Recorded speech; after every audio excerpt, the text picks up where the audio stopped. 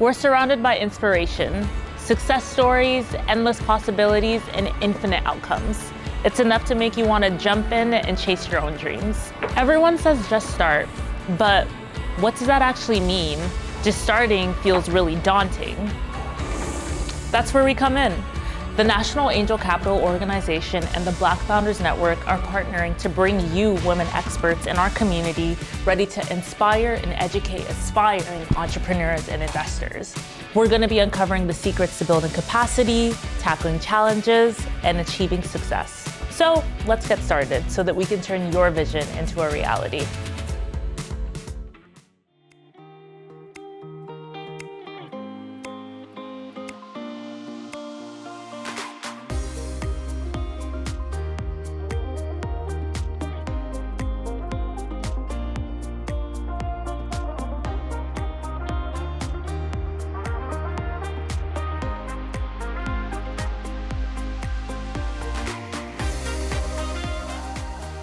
Hi everyone, my name is Faiza, and join me as we talk about the dynamics of successful exits with investor Melissa Allen. Hi Melissa. Hello. Thank you so much for joining me today. Of course, glad to be here. I'm really excited to be talking about this with you today. So before we kind of get deep into the topic, could you let our audience know about who you are? Sure. So my name is Melissa Allen. I am founding partner at Capital M Ventures. We invest in underrepresented founders. I call them founders who reflect Canada's diverse population, especially at the angel, pre-seed, seed stage, the very early stage.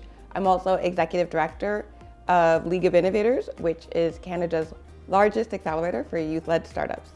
Amazing, amazing. So you do all the things in the, space. Could you tell us a little bit about how you've navigated your journey up to where you are today? Absolutely, absolutely. So, what I talk about a lot, especially in settings like this and on panels, especially career panels, is that, like, what's really cool about this industry is that you really can take a windy road to get here, or you can take a traditional path to get here as well. But I chose to take the windy path. Now, what I mean by those is, you can do the university investment banking, venture capital route, or startup, exit, angel investing VC route, or angel investing VC route. I chose to be in the corporate world. I worked in big tech for about 8 or 9 years in advertising and sales and marketing roles. Then I became a wealth manager at a big financial institution here in Canada. And then I decided to combine the two by managing money, but in a very speculative, high-risk asset class, which is venture capital. And the reason why I chose to get into tech, startups, angel investing, venture capital was, number one, is I didn't see many people who looked like myself getting involved. And the implications of that are way more significant than we think. If you're not at the table helping to guide, like, early stage companies, their strategy, right, how their products serve the world, then oftentimes our experiences, our perspectives are not considered at all, right? And then also, number one is really, I have this theory that, with big corporations, there's been a lot of push over the past few years for DEI, but I have this theory that if you can work with a company in its early stages, really great startups who potentially could become Canada's next great companies, why not work with them at the early stage and really have that kind of inclusive perspective in their DNA from the get-go. And even just by you being there and helping the founder, like, become a CEO and guiding strategy, I think automatically, like, the doors will open for very unique and diverse talent to come into the company at an early stage, not only get the promotions and have less barriers to entry in moving up in the workplace, but also even being able to participate in equity through an employee stock option plan as an early employee. And then also, like, the third reason that got me here, also that motivated me to really join this industry, was I have a high risk tolerance. And so I'm okay with especially managing money. I'm okay with working with investors, and me personally with my own capital. I'm okay with investing some of my money into a high risk asset class if there are going to be asymmetrical returns or the possibility of them. So yeah, risk appetite, led me down this path as well. I love that. Love that. No, I love that. Thank you for like sharing that and just providing that insight. And like, I can imagine that there's been like a myriad of experiences that you've seen and like kind of gone through and navigated. But I guess kind of talking a little bit about dynamics of successful exits, right? Could you tell us a little bit about how your role as an investor, you kind of alluded to it a bit earlier, but how your role as an investor relates to supporting startups on their path to IPOs? Absolutely. This is a very interesting question because I know NACO is an angel organization, right? And when you're a very early stage investor, so angel, pre-seed, seed, your job as an investor or a capital allocator at that stage is getting them to their next big milestone on that path. And so oftentimes in the traditional venture sense, that means getting them to Series A. That's your job, and then you hand it off to the next round of investors who will eventually become board members or board advisors, who will help guide them to the growth stage of their business, which is like Series B, C, D, right? And then the growth stage investors will really get them ready or get them IPO ready, right? So that's bringing in accountants to get their all of their financials, compliance, etc. Take them on a road show, right, to drum up interest in investing once they do IPO, etc. But at the earliest stages, your job is to really help the founders find product market fit and really set them up for fast growth, right? So that's mentoring, that's unlocking doors, that's sometimes even rolling up your sleeves, because oftentimes the team is really small and scrappy. So rolling up your sleeves, diving right in with them in any aspect of business that they need support with. So that whether that's people management, talent, strategy, growth strategies, marketing, anything like technical strategy, operations, anything and everything. You're really just helping them. I would say almost like grow into a real company. Like they're a little baby and you want to grow them into a teenager that's brilliant, smart, and independent, and well on their way to a successful future. No, thank you for like providing that. I love that. And I can imagine that the early stages are the most like crucial stages, right? It really informs what happens at the next stage and like the stages beyond. Yeah. And like in that sort of incubation period, could you tell me some of the key considerations that you make when evaluating like an early stage startup's potential for a successful exit, even though it's far out? Absolutely. Fundamentally, you want to be evaluating three things. Number one, is the market size big enough to support venture type returns, right? And that typically means, do you see a path forward for this founder to capture part of a market that's $30 billion or more? Do you see, or does the founder have a pathway to 100 million in revenue? And like the reality is that there's going to be many pivots and iterations of their product along the way. But even if they're just thinking about, okay, what is the path to profitability? What is the path to 100 million in revenue? That is a very good sign that they're thinking strategically about the future of their business and scaling their business. And then the third thing I look at also is the founder themselves. So whether they're a subject matter expert in the industry that they're entering, they've done this before, they've operated a business before, they've scaled a business before, or even if they have that passion, that drive, that hunger to really own the space that they're in and be a success. And I would say that's probably the hardest element to assess is the founder themselves. Like is their founder market fit, right? Can the founder do this? And that's why people say oftentimes that, especially at the early stage, is that investing is an art just as much as a science, because you don't know. You're relying on a lot of quantitative data, but you're also relying on a lot of qualitative data, intuition, and gut instinct as well. And I love the fact that a lot of seasoned investors are telling up-and-coming investors to trust their gut more, right, when making these investment decisions. A lot of times that involves pre-diligence or pre-diligence. And I was listening to a panel once, I think last fall, and an investor at one of the big pension funds, he said that the best thing to do to really see if there's like founder market fit, as far as you can tell, is to really get to know the founder on a personal level. So do an activity with the founder, right? Like, so if you both play tennis, like go play tennis or soccer, or, or play board games together or card games, right? Or go to dinner. It's about right? going back to the person. Exactly. It's seeing who the person is, and oftentimes it's seeing how they navigate and handle like high pressure but fun competitive situations, right? Which is why sports or board games are fun. But even, just meeting up for coffee now and then and having conversations as if you're an advisor and you're supporting them with their business. Because once you do that, and especially if you can get to know them over a course of months, and in this market, we have that luxury of time now where there's no pressure to write a check right away, then you can really get to know the founder on a personal level, which is really important.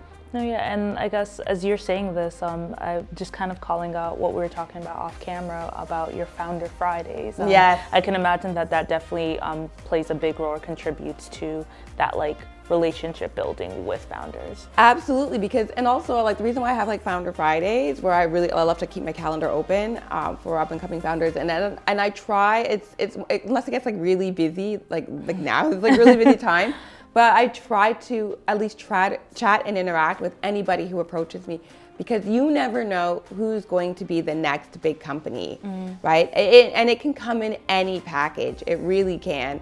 So I try to meet everybody and get to know everybody as much as possible. No. I guess like shifting gears a little bit, talking about Black-led startups, right? I'm wondering whether you've observed any unique opportunities or challenges that these startups kind of face when, I guess, getting started on the exit process compared to other types of startups. I know, again, with this exit, and we're an early stage organization, and all of us, but getting them ready for their next major milestone on that path to some kind of outcome that's positive for everyone. Really, the challenge at the very earliest stages, I think, is there's no lack of talent, raw talent, and there's no lack of determination and hard work. I would posit to say that the biggest challenge is coaching and mentorship, right? Number one is Black founders finding people who can actually give them very valuable advice. And sometimes that advice has to be from people who have walked that path themselves or who have deep industry expertise. So for example, I've sold my business previously, right, at a smaller scale. So I know I have some contributions to that conversation, but one of my superpowers as an investor and a capital allocator is going out and matching people in the ecosystem from all walks in life, but who have had the IPO, who've had the exit, matching them with a founder in the League of Innovators or the Capital M ecosystem to really give them guidance and pointers, right? So honestly, it's really reaching out beyond the community to pull in people to support and mentor and guide these early stage founders. And there are so many people in the wider community in Canada, in different communities, that want to come in and support and guide us, as well as we have like some amazing leaders within the Black community that can come in and support and mentor our founders, our Black founders. The challenge is, like, I think the operational aspect of finding the mentors and matching them with the talent, because a lot of times I would say that it's hard to navigate, it's hard to find that talent, because oftentimes, like, a founder, no matter what age, it's starting to get better now, but it's hard for them to find the resources.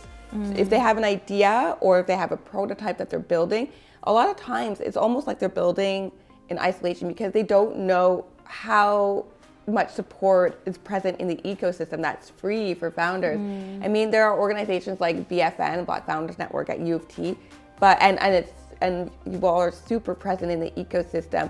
But I find that if you don't come from that traditional university stream, or you've been out of university or aren't in the Toronto university system, visibility. Yeah, exactly. It's hard to know that exists, right? So I would say it's having these entrepreneurs and founders find the resources, and then having the operational capacity to and the connections and the network to then pull in those in the tech ecosystem who can coach, mentor, and advise them. No, that's super important. And like, I think it all goes back to exposure and awareness. Exactly. And it's like, we can't support people that don't know that these ecosystems or I guess communities exist. Right? Exactly. And I have this analogy I always use. I've even used it in proposals and pitch presentations as well. And I call it the Drake analogy. Okay. So I know I look young, but I'm a child of the 90s, the early 90s. And so I was here in Toronto for this hip hop, we call it like a revolution, like this, like the upcoming Toronto hip hop culture. So Cardinal Offishall, Chocolare, Mishimi, and so many incredible, I have more in my head, but it's okay. You get it, right? There's all these incredible Toronto hip hop artists that were coming up in the 90s. And then I noticed in the late 90s and early 2000s, right? I've noticed for many different cultural reasons that were going on in the city, the municipal, provincial, and federal governments invested a lot of money into urban arts and culture. There was Honey Jam, which got a lot of funding, I believe. And there was also Manifesto, which was an street art and music festival. There was Breaks, Beats, and Culture. There's the Remix Project, was the grassroots like music and arts accelerator.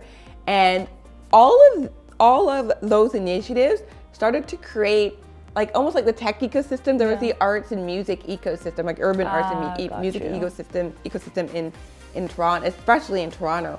And what resulted in that laying that kind of groundwork was all of a sudden a lot of now kids have access to outlets and resources to explore their artistic and musical creativity, right? And to explore actually turning that into career, right? So you get hundreds, if not thousands of kids going through these programs. Eventually, you're going to hit upon a Drake, a Justin Bieber, a Jessie Reyes, and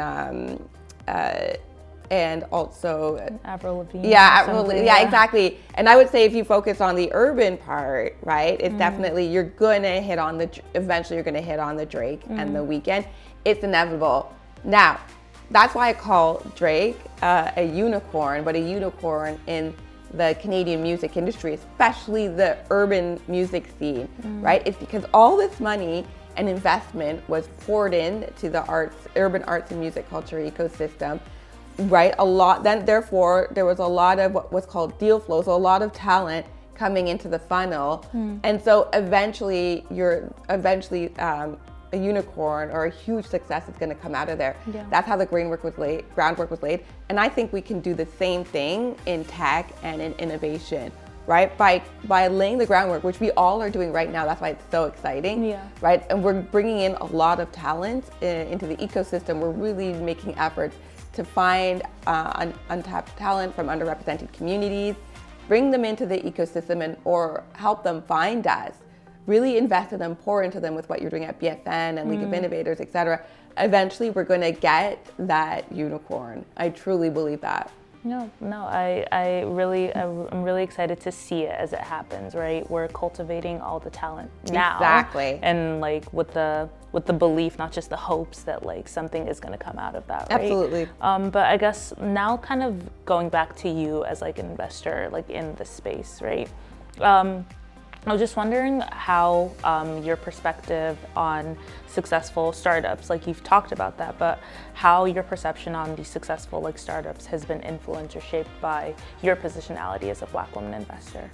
That's a great question. And I was speaking at a panel for Women's Day yesterday, and I ran into a friend of mine, and she has been following my journey from a distance because she was in New York doing her master's, but we always kept a little bit in touch, and she was like, you went through so much to get here, right? We were in group WhatsApp chats together where I was kind of telling people about my journey, and it was really tough. And it's tough because when you're the only one, you have to start from scratch in meeting people, finding people who can support you along the journey, pitching when you haven't pitched in this context before. Even having people will be nice and they'll be curious, but they'll be standoffish because they don't know if you're going to be here. They don't know if you're taking it seriously, because a lot of people will will say they're in the industry, but they're not. That oftentimes like they disappear after a little bit, right? And so I know that people were cautious in the beginning and even skeptical, and definitely there was some intersectionality going on being a woman and being Black, and oftentimes I didn't feel welcome, right? But I kept going because I'm like, you know what, get used to me. I'm here to stay. Yeah. Exactly. And so that's what kept me going, is having this vision, this North Star for my contribution to this greater ecosystem. And it's so important to stay grounded in that North Star, right? I think a lot of us have these like visions and not ideas, but visions to achieve this, like to get to where we want to go to, right? But it's easy to get lost in the present day hurdles and like navigating that. So it's super important to stay grounded in that. But I guess speaking to your experience and that, like how tied you are to your North Star, like what do you think could be done to create like an equitable landscape for future Black women investors to join the space? You know,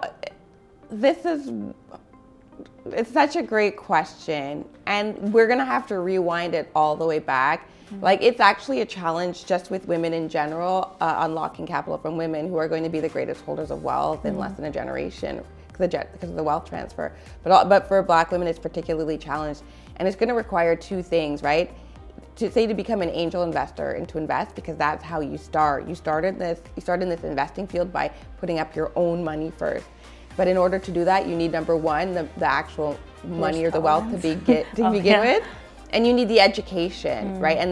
And with the money and the education will come comfort in being able to deploy 5, 10, 20% of your capital, depending on your age and risk level, into this higher risk asset class.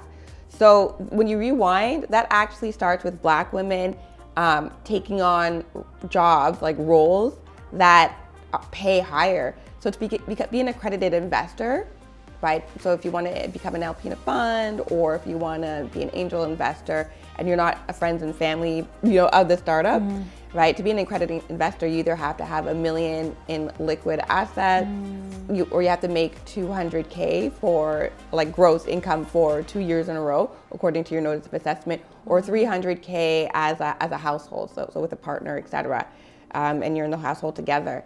So what that means then is that you need to be making that income to be able to having that portfolio of $1 million, or to be making $200K a year to qualify. And then that's step one. And then step two is now getting the education to become comfortable with angel investing and how to do it in an effective way. Because one thing I've seen in the ecosystem, especially in our communities, a lot of people are excited about the prospect of angel investing, but they won't. It's such a wide distance, right? It's like you either have the people who are very, very cautious and conservative with their money because they don't understand the asset class, and then you have those that immediately want to jump in, and they don't understand the process of angel investing. And I see a lot of times people lose their money, right? No, it's true, because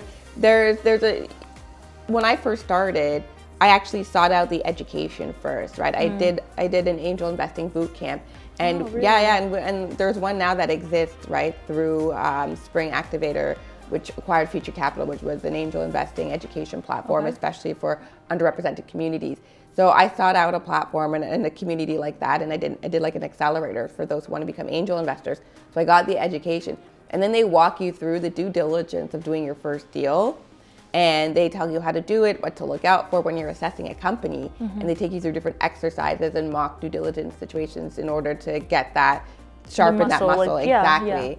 And then after that, I was wanting to do an angel investment, and I actually ended up becoming an LP in a fund instead, right? And there are some funds that want a diverse range of LPs, so they want to bring in women and people of color. So oftentimes you can enter at a much lower, I guess to say, price point, and or entry point in terms of dollars. And I chose to go that route and invest in a fund because once I got out of that acceleration program, I realized that in order to be an effective angel, I mean, if you're lucky, your first paycheck or your first check that you cut will become the big success story. But oftentimes you're going to need a basket of investments, and hopefully one of them will take off. And for me to be able to assess what kind of companies could have that success, I would need to see hundreds at first to really sharpen that muscle, to fine tune my eye. And because I wanted to get that experience right away, I'm like, you know what? Let me put my money on the smart people. I'll become an LP in a fund. I'll have exposure to a basket of startups, right? Which will reduce my risk. And that'll be my entry point into the ecosystem where I can learn more. I've mitigated some risk by having by buying into a portfolio. And while that's happening, I can then learn as much as I can, meet founders, and really get to know the ecosystem. So I would say those are the two barriers. And when it comes to income, there is a lot of nuance around race and income, and the opposite of nuance, like obvious glaring challenges. And I know because I faced them. I came of age in the corporate world pre-2010 when there was no awareness, or maybe no care, or not enough people talking about women of color, particularly Black women, how we are being treated in the corporate spaces. I've seen so much improvement now, so incredible. Like we're totally running things and moving up the ladder, and there's still improvements to be made, but it's much better. But when I was coming up, I didn't have people speaking for me in rooms I wasn't in. I didn't have a sponsor. Maybe I had plenty of mentors, but was anybody actually advocating for me to get promoted? Maybe I would say in my career there was once, and that's when I actually got promoted to like a more senior role, finally. But you know, when you're not getting that sponsorship, like people actually speaking in rooms, advocating for you to get promoted, you keep getting stuck into these roles where your income is not increasing year over year, right? And that actually impacts your wealth and your income over time. And that's actually, by the way, that ties back to one of the reasons I wanted to get into this space, was to support companies and help them craft their culture so that there is a culture of inclusivity and attracting talent no matter where they're from, to make sure that we're all getting these opportunities. Because if not, it just reminds me of pre-2010 when, you know, I was often stopped or blocked from getting promotions, or people who had family members or friends of family in the organizations were getting promoted ahead of me. And again, that further impedes your ability to become an angel investor and to build meaningful wealth, right? So we have to actually look back at that and see how we can fix that. I'm fixing it. I'm trying to do my part to fix it by working on the next generation of companies.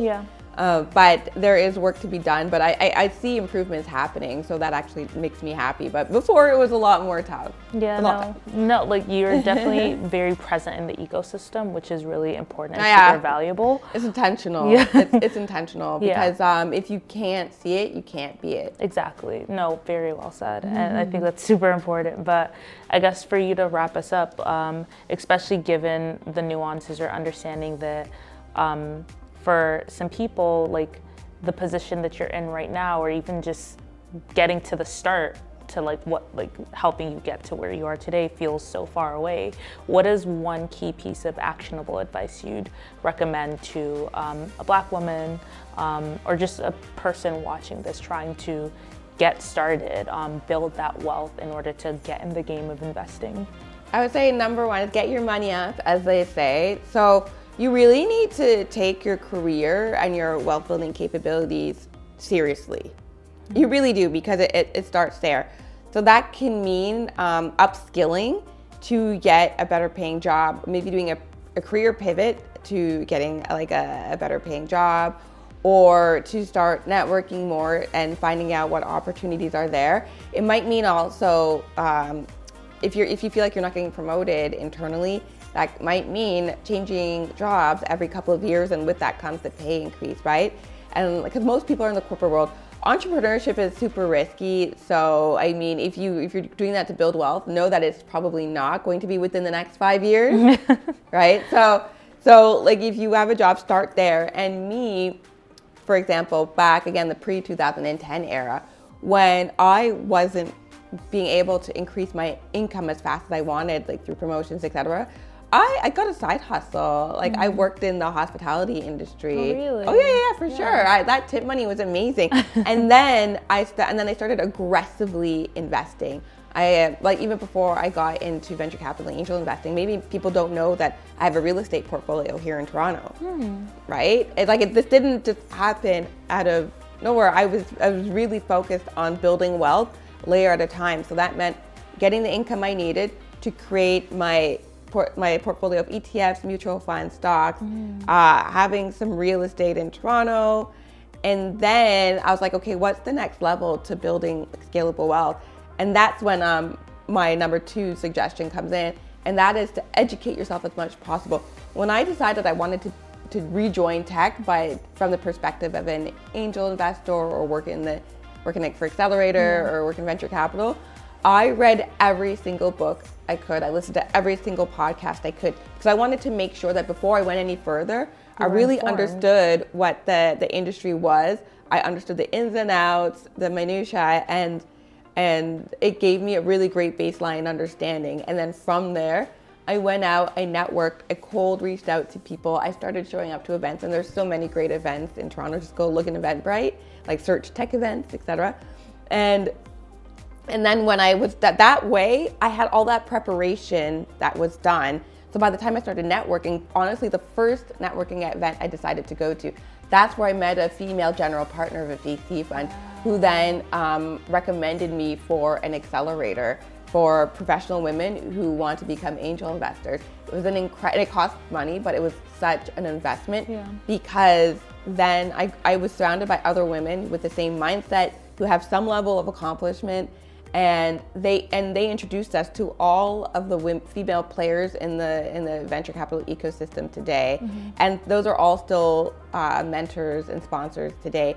And even one of my mentors or people that I was with in the ecosystem is now the chief investment officer of a $500 million fund here in Canada, right? So once you get your money up, start building a baseline of wealth that's like less risky or in a different risk asset class.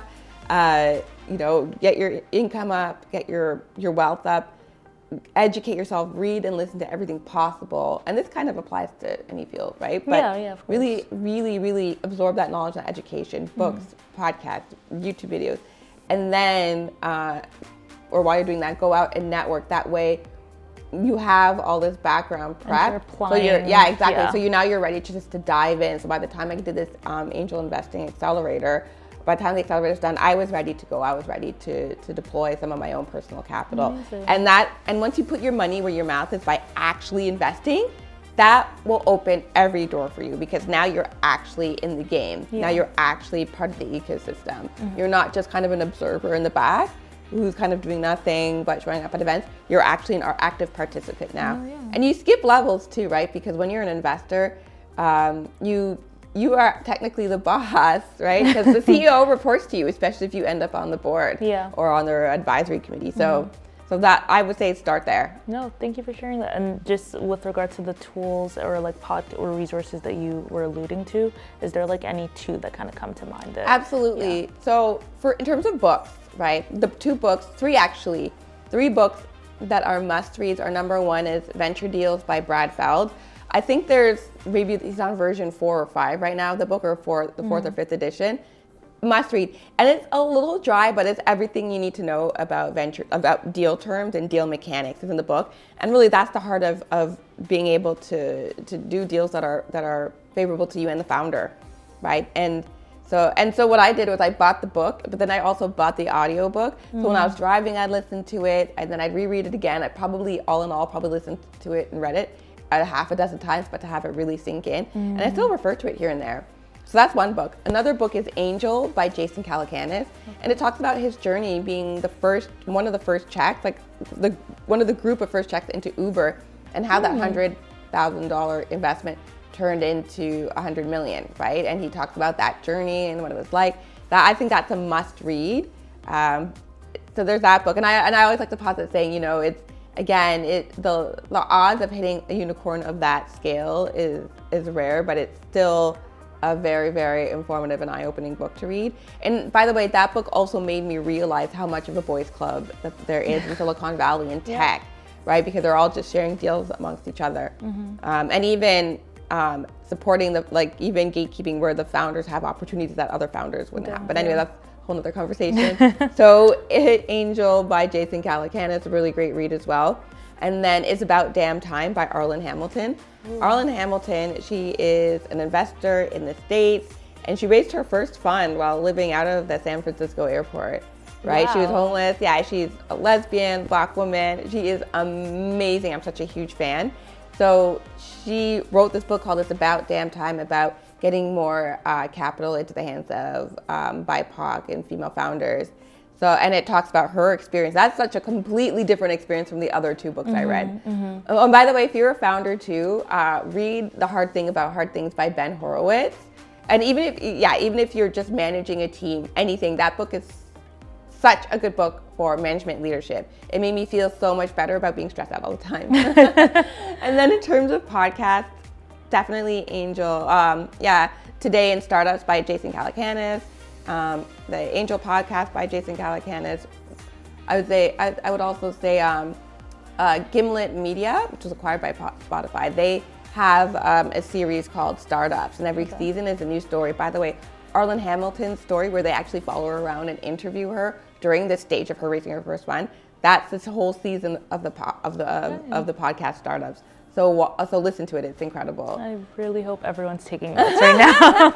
Start there, and you're off to the races. You're gonna have a really great baseline of knowledge. Okay, awesome. Thank you so much, Melissa. I really enjoyed this conversation. Oh, you're welcome. No, the gems were immaculate, and just your overall energy on this interview today, phenomenal. Thank you. It's so fun so being much. here. Great questions. Appreciate it.